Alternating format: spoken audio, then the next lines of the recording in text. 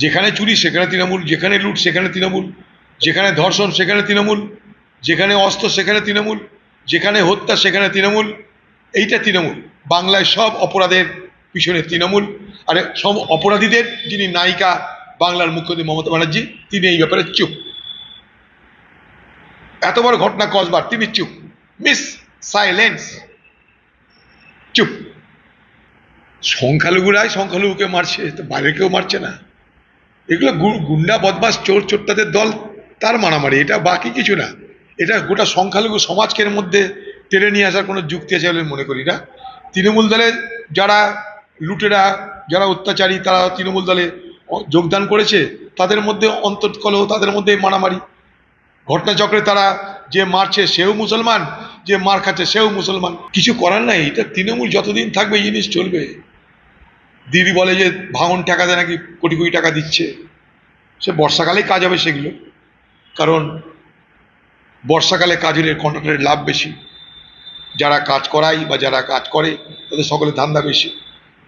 আর বালি, মাটি, পাথর যেখানে যা আছে সব লুট করে তৃণমূলের নেতাদের পেট ভরাতে হবে।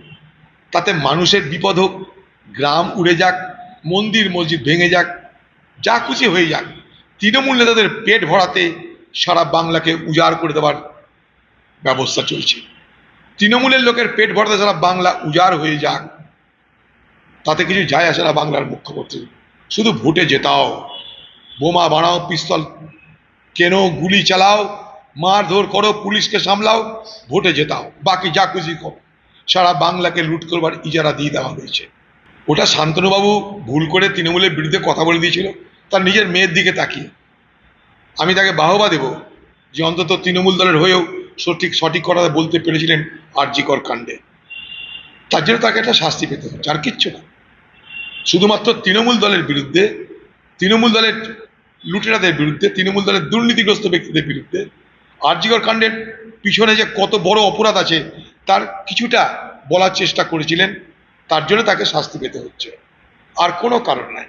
কিছু লাইন পাল্টায়নি, ওদের এটাই স্টাইল আর কি। শুধু হিন্দু ভোটে তো হবে না, তাই মুসলমানদেরকে যদি কোনো রকমের ম্যানেজ করার চেষ্টা করা যায়। এটা বুঝতে পেরেছে বিজেপি যে মুসলমান ভোটেরও কদর আছে, তারা তাদের এজেন্ডা অনুযায়ী চলছে। সব যেখানে যেমন প্রয়োজন হয় সেখানে তেমন করে। এর আগে আমরা দেখেছি লালকৃষ্ণ আডবাণী কট্টর হিন্দুবাদী, আর অটল বিহারী বাজপেয়ী নরম হিন্দুবাদী। এ তাদের পুরনো স্টাইল।